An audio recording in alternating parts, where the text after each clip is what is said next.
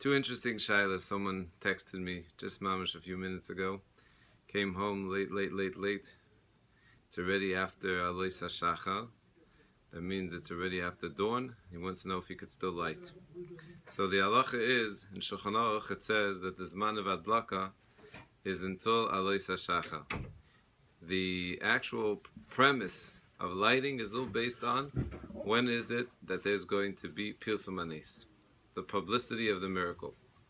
And someone else asked me, he was traveling to Montreal, I think. He was going to get late to Montreal in the hotel. And the same question, does he light? It's 2 a.m. in the morning. So Zman Hadlaka is a very interesting, it depends on the potential. It's an unusual mitzvah where the mitzvah is dependent on how much publicity you could have. Which means, let's say someone is in a hotel and the only person that's with him is himself. Him and himself with the Rabbeinu Shalom. So then the Zman Adlaka is based on you when you go to sleep. But let's say you come to your home and you have two people sleeping in your home. So then the Zman Adlaka is dependent on the people in your home. And halachically, it's an unusual case. Usually we're so sensitive to waking people up. Mishnah says, wake people up. Wake some of the people up. So even though usually here, the mitzvah is based on them. So it's quite an unusual, maybe you have to make a condition before. Now, there's another shaila that someone asked me, especially in this shul. It's such a special shul that you have every type of shaila. So here in this shul, this is one of the places where we have Plaga Mincha. And it's a very, very popular minyan. And you have to write just a whole booklet just about the shailas of Plaga Mincha. So someone came out yesterday and said that there was a tumul, a good tumul hopefully, whether you should light the lighting of the shul. There's a special lighting called Beis HaKnesses. Should you light it by Plaga Mincha or should you wait till Shkia?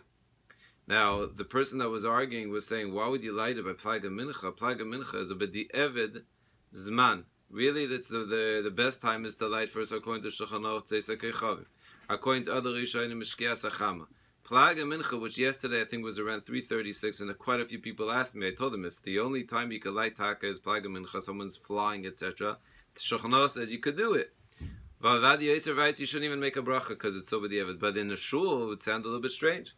Afal Pikein, these are the type of questions that you should ask a chacham, a posek. After you me'ayin and you have all the svaras, you should still be mevatel. As I wanted to point out, the entire miracle of Chanukah, if you think about it, the last Yom Tov that we have in history, and what kept us, is the Yom Tov of Chanukah, which we say is all about Oiskei Sorasecha. Its bottom line is, it's the chachamim.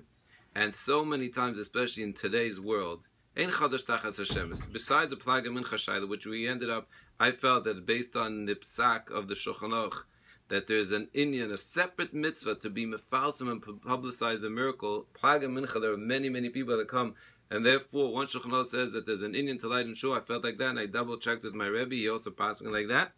But I could hear the other side. But then there's a new shaila, which is a longer shmooze, which is the shaila of guitars. Now, Baruch Hashem, it's a new.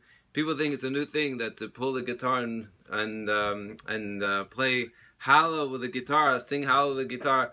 I love guitar, as you all know, and I love playing the music. But to understand that this shaila is not a new shaila, it's discussed by the Chasam Sofer, the Minchas Yitzchak, the Shevet HaLevi, Chaim Palaji. These, by the way, are the four giants that said it's absolutely usser. The question is whether it's usser because of Ashkafa, because in those days, especially Chasam Sofer's time, they were battling the orgal, it's called, which is basically was the organ. I don't think it was electric because we didn't have the. But the idea is that they were introducing more the conservative and reform and the maskilim already a whole new ruach. So a person has to know. We actually, my pshara was that in this shul, the best thing is, in the tents they should use musical instruments. In the shul itself, let's say downstairs, where it's much more shem and it's definitely big person who said that you should not. Ad kedei kach Shevet HaLevi Adaron Vosner was quite a wise man. He said, and don't think because you're going to use it, you're going to be mekarev the young men. If you're using something that's not permitted, it's not going to work. Now, every generation needs, especially these type of shaylas, to go to the chachamim. As much as sometimes we want to feel like we know exactly what's right and we can figure it all out. at the end of the day, it's Yiras Shamayim. How much Yiras Shamayim you have, that's what it says. That's what the Gemara says. And Avai should be Zeicha that through, and if not, we wouldn't be here today. The Yom Tov was based on Oiskei Sarasecha. It was those few guys of Matisyo and Yochanan Kohen Gadol that were fighting for the truth and the purity of Torah. And that really comes from chachamim. It's not easy, but that's the way to do it. Happy Chanukah.